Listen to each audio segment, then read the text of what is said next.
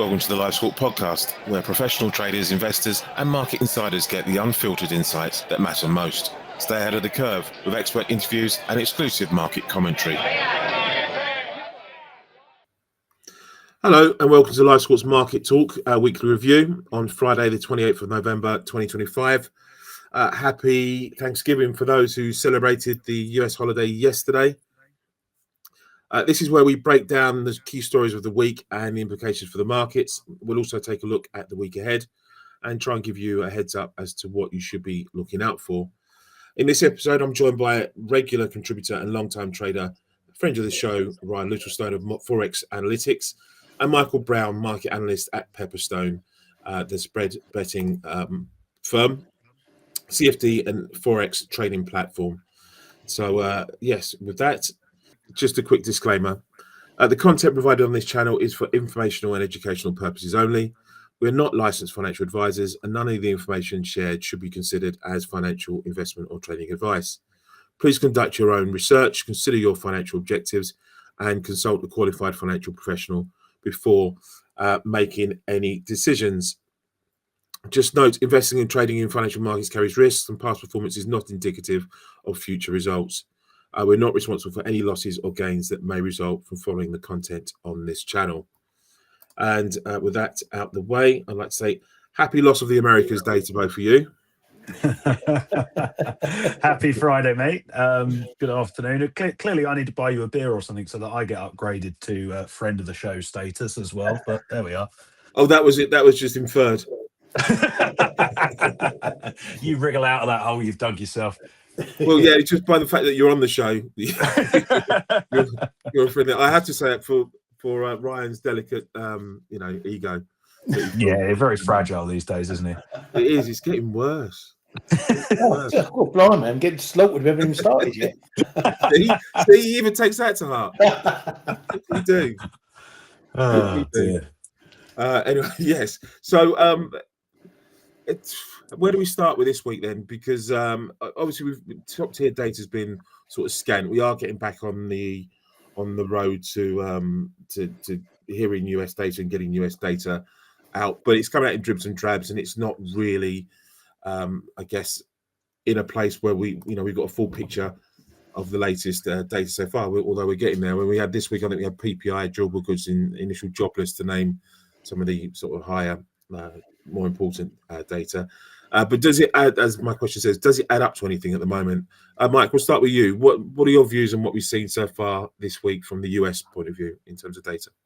Yeah, I mean, I think to be honest with you, as you say, we have had a few releases out. A lot of it is relatively stale, though, if we're being completely honest. I mean, the PPI and the durable goods numbers, they're both September releases. So it kind of helps us build a picture, but we're 2 or 3 months on from when that data was collected now. And maybe more importantly than that, we've had 2 Fed rate cuts since that data was collected as well. So I guess the most important data for me that we've had this week would be the jobless claims numbers. Obviously, we had the initial claims print coming in at its lowest level since April. We had a decent fall in the continuing jobless claims number as well, which maybe just casts a little bit of doubt on the idea that the US labour market is weakening at a rate of knots. But I think the market sort of minded to ignore most of the stale US releases and instead is just seemingly sort of laser focused on the December FOMC meeting now. Yeah, and that brings me on to the second question, Ryan. From a trader's perspective, what have you taken from this week? It's been interesting. I know this data's been old, but one thing I've been looking at is how it might have played into particularly the October FOMC. Would this data, and I said it about the NFP when we got it, would that data have made or given them the pathway to cut rates, or would they stay on hold in October? And so far it's just a question of what has that old data been doing? Has it been getting markedly worse, even if it's back in September? And the answer's really been no. So there's no pressure at the moment as we're getting this data to suggest that the economy is falling off a cliff, and that they need to react. Okay, retail sales maybe was a little on the softish side, but you can never bet against the consumer. We're in this heavy retail period now, November, December, the holidays, Christmas, Black Fridays, all that sort of stuff going on. So we have to take that together. The data we have been getting has suggested that the economy is still ticking along. And the worst part about it is that we don't get any of the big items until after the December FOMC. So we're pretty much in the dark until then. Let me put it to you then, but this was the case before the government shut down. We weren't looking at dreadful data. We weren't looking at an economy going off a cliff, but the markets had started to heavily price for both the September and December cut at the time.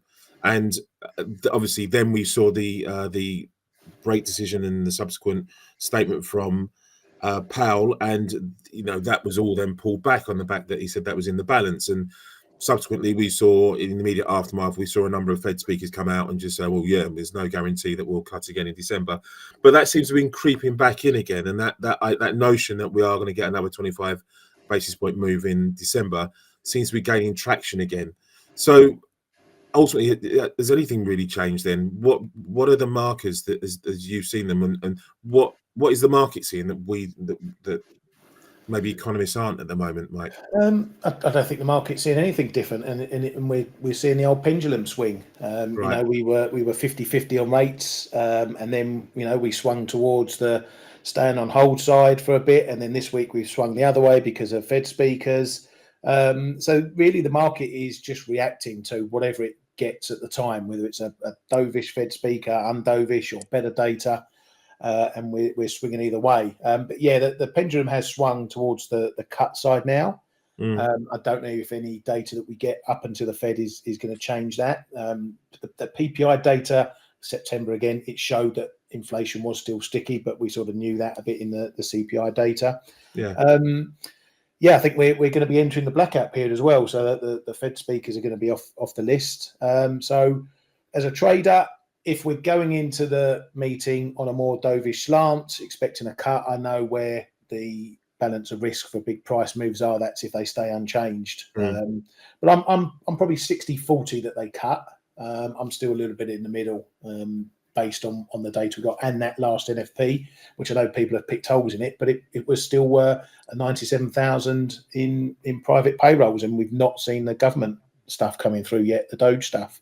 We're in the, let's call it the double thousands rather than the triple thousands that we were before. But it's still positive numbers, and you can't ignore that, in my opinion. I'm glad you. Sorry, Harry. I was just. I'm glad you picked up on the blackout period there, actually, mate, because I think that's probably one of. Almost the biggest reason for me why I think the market is still pricing a cut now, and with you're looking at the swaps curve now, an 88% chance that they do deliver a 25 basis point cut in December.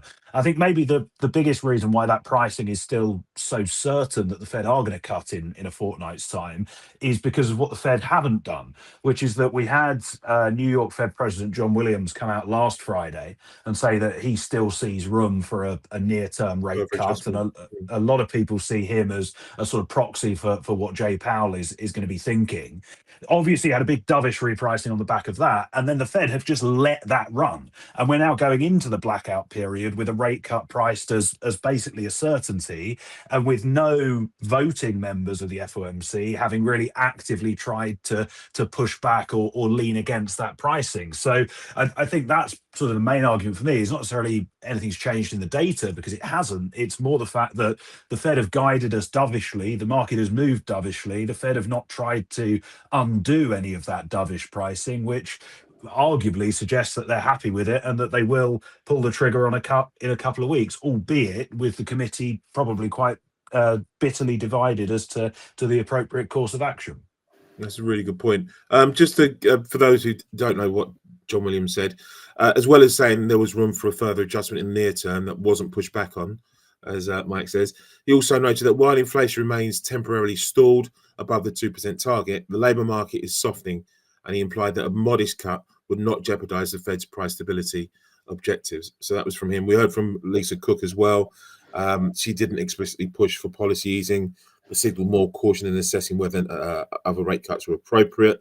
Hamak, who I think has been more of a hawkish member, reiterated opposition to further cuts and argued that current policy is only mildly restrictive and that inflation was still around 3%, which was too high to justify easing.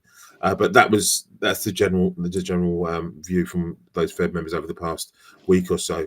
I'd just like to add, if I can, just to what Michael's saying as well. I think one of the other reasons we perhaps haven't seen a pushback is, yes, we've seen rate pricing swinging that way, but the market hasn't really, the broader market hasn't really, gone mad for a dovish cut. We're not seeing the dollar falling off a cliff and, yields coming down a big chunk. So they look at markets as much as we do. They saw the S&P coming off, but that's recovered. So there's nothing really for them to, jump on to and say, oh, well, the market's really getting too dovish. So, yeah, I think it's an open case for December. Well, talking of yields, we turn to the budget now and what we saw at the 10-year. That's why I left it till last in the week that was. We did see, again, my question here was the UK budget. Has Rachel from accounts pulled off the impossible? Has she managed to appease the markets and her colleagues within government on Labour benches this week with the budget that was announced about 500 times before the actual day, and then even once before she spoke on the day as well. For anyone who missed it, then the OBR released their recommendations ahead of the actual statement from the UK Finance Minister or Chancellor of the Exchequer, Rachel Reeves, which isn't the way it's done. The minister's supposed to say what she says first, then the OBR is supposed to release their document. So everything was really out there before she even got to the lectern. And the markets seemed relatively, and I'm being, very mindful of my words, relatively happy with what they heard from Reeves. Maybe because a lot of it was pre-announced and trailed in advance, but maybe because there wasn't anything within that was overly scary to them. Or, I mean, again, Mike, we'll start with you. What did you make of it? And be nice, and, keep the swearing down. What did you make of Rachel Reeves? I think you're right in saying that the market has reacted relatively positively. I mean, if you compare where the 10-year gilt was trading pre-budget, it was about 4.5%. Then we had all of that nonsense with the OBR. We're probably about 7 or 8 basis points lower than that now. The 30-year yield is down by about 12 basis points compared to the pre-budget levels. And I think there's probably a couple of reasons for this, maybe 3 reasons. One is that there wasn't any surprises in the budget at all. As you rightly alluded to, it had all been leaked, long in advance, and what was leaked was what was delivered. The second is that the budget was very much aimed, I think, at the Parliamentary Labour Party in terms of Rachel Reeves, throwing out policies like this. Scrapping of the 2-child benefit cap to essentially try and shore up her political position more than it was aimed at shoring up any sort of fiscal headroom. And the market still just about views Reeves and Starmer as the least bad options among all of the potential candidates for those 2 jobs. And you'd probably expect that they managed to at least muddle through until the May local elections now, and that any rebellions will have been quelled a little bit. And the third point is actually something that the DMO, the Debt Management Office, did, which was they scrapped 3 long-end gilt auctions. So you've got much less supply now at the long end of the curve, and that's obviously helping gilts to rally and that 30-year yield to come a fair chunk lower. I think the big problem for me with the budget, and I would imagine this does become increasingly clear as it's all digested. I mean, Reeves made 88 different policy changes in the budget, which is by far and away the most in a number of years. So there's a lot to get through. But in terms of the general sort of phasing of everything, the spending increases are what we call front-loaded, i.e. they happen pretty much straight away or next year. And then the tax hikes to pay for that are very backloaded in 2028 and in 2029. And 2028 or 2029 is going to be an election year here in the UK. And if you seriously think the government are going to hike taxes to the degree that the budget says they're going to in a year before an election, then I've got a bridge to sell you, I think. So although on paper it looks like a fiscal consolidation and you've doubled your headroom, etc., in reality, I really don't think it's actually credible. So at what point did the market see through that? I mean, you painted a very, very good picture of exactly what happened out there, and the markets have swallowed it hook, line and sinker and said, okay, fine. Well, if I knew that, I'd be trading gilts. I wouldn't be on a podcast with you. I never traded gilts, and I did trade them.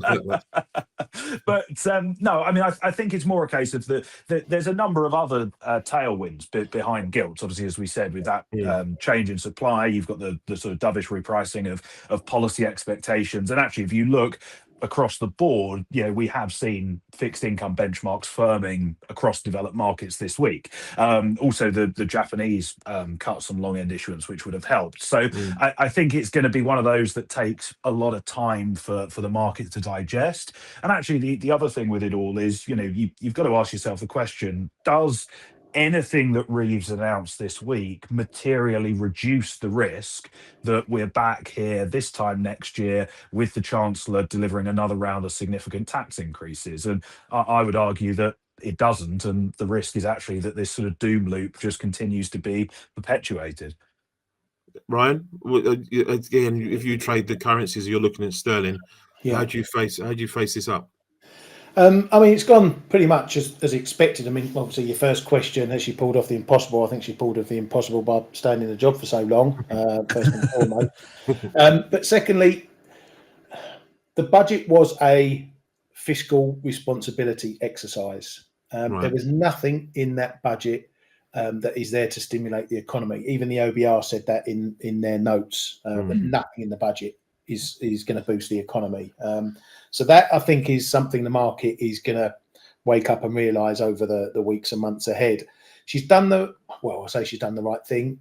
The outcome she's received is right. We've got that 22 billion headroom, or whatever you want to call it, which we already knew had come down from the 30-40 billion horror stories that we heard before over the last couple of weeks. So that's why gilts were happy. Yields came down. That's why the pound went up, because on a fiscal standpoint, she's done what she needed to do. As you say, when does it all go wrong? I think the data is going to be key now, because there's nothing stimulatory in that budget, because people are now thinking, I'm going to get taxed to the eyeballs. I can't even buy an electric car now because I'm getting taxed on that. There is going to be a squeeze on the consumer. There's going to be a squeeze on spending, squeeze on households, and I think that pain is going to be coming over the months ahead. Latter part of this year, probably everyone's going to have a sort of sod it, let's just splash out now and worry about it in the new year. But I think that's when the crunch point could be, when everyone goes, okay, fine, the country's fine fiscally, but now growth's falling off a cliff, and then obviously they're going to be the BOE stepping up and trying to provide the safety net by cutting rates. I think that's the risk in the early first 6 months next year, is that perhaps the Bank of England are going to be cutting faster than they want or expect. Well, I mean, if you look at the growth projections, obviously they marked up 2025 by half a percentage point to 1.5% for this year, but we're already nearly in December. Pretty much, yeah. So next year they've marked it down by that 0.5%, and now look for 1.4% versus 1.9%, and through 27 to 30. They see about 1.5% growth rate. Good luck with that. But the Office of Budget Responsibility hasn't got a calculator and doesn't really understand that I don't think it's been right with its forecast for a while now. Don't get me started on that one. That's one in itself. And inflation, which some argue may have helped her a little bit with her headroom and whatever, is seen to be revised up to around 3.5% versus the March forecast by 0.2 percentage points. And for 26, they're looking at 2.5% before running to 2% target in 2027 again, hopefully. So the other thing with the inflation projections is, and this has gone a bit under the radar because again there were so many policies announced, with these big increases in the national living wage and the national minimum wage. I think the minimum wage for people between 18 and 21 has gone up by about 9% or something silly. And again you kind of go, well, how are you expecting those wage increases to be paid for? Well, businesses are going to put up their prices as a result. So again, that's going to bring a bout of inflation with it next April when those go into effect. But I think that's going to be short standing. I don't think that's going to last, because, as I say, if there is a squeeze put on households, then firms aren't going to be able to charge higher prices, and they're going to be cutting prices, and we could see disinflation picking up a bit quicker in the new year. So I think, that'll be a temporary blip. Yeah, I think what they'll actually do is end up cutting jobs because you're just pricing people out of the employment market at this rate. Exactly. So it's we're screwed from either angle. It's going to be tough That's going nice for a and while, optimistic, isn't it? Well, at least we can bring others down with us. Let's see what the Europeans do. If we go down, we're not going to go down alone. Let's put it that way. That's true. Yeah. I mean, we're talking about disinflation. If we start to look at the week ahead now, we saw German, I think, and French CPI data out today. Germany was fairly steady. I think it was, and I think we're looking at Eurozone CPI around 2.1 or HI CPI around 2.1% next week.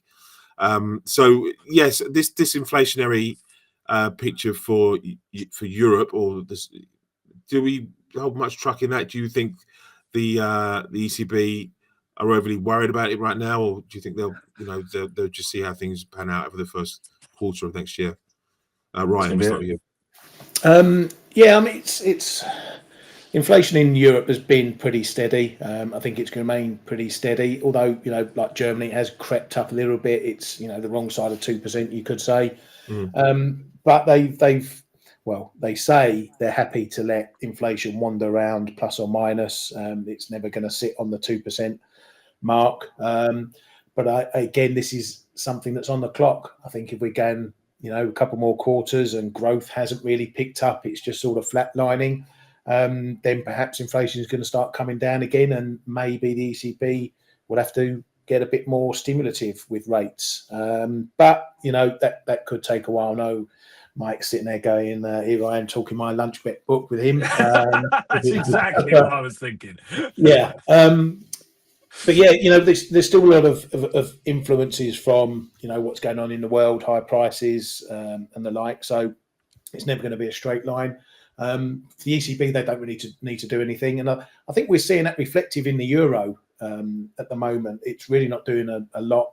Vols are coming down in pretty much all euro assets. And yeah, I think there's nothing risky coming for Europe or the euro for the foreseeable future. That we know about anyway. Okay, that's famous last words, isn't it? Any interest, Mike, on the Eurozone? Well, apart from just to say, I think the ECB are probably done and dusted. I don't think they're too worried about whether inflation's 20 bips above or 20 bips below 2%. But your point on implied vols, Ryan, I was just looking at that now. 1 week euro dollar implies are at 4.8%. Yeah. I mean, it's frankly pitiful, isn't it, at this point? Yeah, it is. I tend to look at the 1 month at the monies, and they've been right down as well. We're heading towards a 5% mark if we don't knock under it. And when we get to those levels, that's when you're seeing 20 pip moves a day, which is not much fun for us traders. No. Yeah, good points. Right, okay. I put Canada Labour Market Report, and fine, we've got that coming up next week. Anyway, we'll go because it's the US one that we care about, and ADP employment report. The one thing that we used to dismiss about 2 minutes after it was released has now taken on this added significance while we've had this lack of real US employment data. This employment, we covered a bit of it before, but the labour market in itself, how much do you look at this ADP report and just go, oh, that makes sense? Or is it really just a market event? Can we take it back as a market event now and not worry about its, more deep line implications for the US labour market? Mike, what do you reckon? I would like to think we can in relatively short order, but probably not just yet. And the reason why I say not just yet is because, of course, we're not going to be getting the official jobs data, the November jobs report, until after the December FOMC meeting. So I think this ADP number, as much as I dislike the fact that people are doing this, but it is going to carry a bit of weight in terms of policy expectations, and maybe even in terms of policy making on the FOMC. But then once we get into Jan, the BLS should be back to normal in terms of their data collection and their data releases, and hopefully we can all go back to safely ignoring ADP and just consigning it to history again. Good. That's what I wanted to hear. Ryan. Well, I'm obviously it's ridiculous, on the other side. isn't it? It is ridiculous that and I understand why people. Look, we need in the traditional markets, we need things to trade around, events to trade around and events to look forward to. So I get it from that perspective, but the fact that this took on a level of importance that seemed to forget everything that before it was a little bit farcical for me. Yeah, I think it's been dealt a rough hand because it is the first number we get. It's not a small survey by any means. It's a potentially faster survey because they're bringing out this weekly number at the moment, so they can get around all the firms under their umbrella. They do a lot of payrolls. It's their whole function really. Yeah, but the correlation hasn't been great. We go back in history. The correlation hasn't always been. Well, it depends what you mean by correlation. If you mean that ADP comes out 150 and NFP comes out 230, yes, that correlation may not be right, but directionally, it hasn't been wrong. I think it flagged the sort of double 1,000-digit numbers before the NFP did, if I recall correctly. So directionally, you've got to pay attention to it, right? And it also gives you a bit more insight into the different sectors within the jobs market. It's healthcare, leisure, hospitality, all that breakdown. So it gives you, if you're a data nerd, which I'm surprised Michael, why the reason Michael doesn't like it, it does give you some insight from a fundamental perspective. But it is what it is. That's what we're getting. That's all we're getting before the December FOMC. So that's it. We'll trade it whatever it does. Yeah, absolutely. Okay, just to round off, then we obviously got Australia growth out this week as well, and we got Japan growth data I think on Saturday coming as well. So a bit more to look at from the Asia markets in that perspective. But it's really the week after. That's really it for this week in terms of heavy data, and I think we have to wait for the week after for the central bank decisions to come through the last of the year. Really last sort of week and a half of the year to get any sort of clues as to monetary policy on that front. But we get the ISMs I think next week as well, don't we? Yeah, I never really know how to put. I know we all look at them and trade them, but in terms of when I look at bank reports, no one puts enough emphasis on them from all the reading I do. Well, I think one of the we could talk about this all day, but we can't. One of the things that we have increasingly seen since COVID, primarily, is this dislocation or a weakening in the relationship between sentiment data and hard data. I mean, the classic one is consumer confidence and consumer sentiment, which has been falling off a proverbial cliff for the last year. But retail sales are still rising at a healthy clip every month. So I think everyone's kind of in that mood of actually, well, if it's not, the reason we look at the PMIs is because they're meant to reflect the hard data. As soon as they don't reflect the hard data, then we've got a problem. Yeah, makes sense. But I mean, I miss the days of the M3 data, money supply data. Where's that all gone? Oh, you're showing your age now, mate. I remember when the ISM was napalm. Yes. That one, yeah. Of course, you are showing your age. I'm younger than you, cheeky sod. Yeah, but you don't look it. Anyway, on that bombshell, listen. Thank you guys for your input and your words today. Appreciated. And it's always entertaining having you guys on together. Not separately, together. You're fantastic on your own. It's a different story. But really appreciate your time. Mate. Yeah, thanks, mate. Really appreciate your time. Anyone who's missed the start of this can go back and listen in on any of the podcast platforms or on X or on YouTube if you want to listen back to this episode. But thank you to my two guests, Ryan Littlestone of Forex Analytix. Thank you, Ryan. Cheers. And Michael Brown there of Pepperstone as well. Thank you for your participation today. No, thanks for having us, mate. Good to see you as always.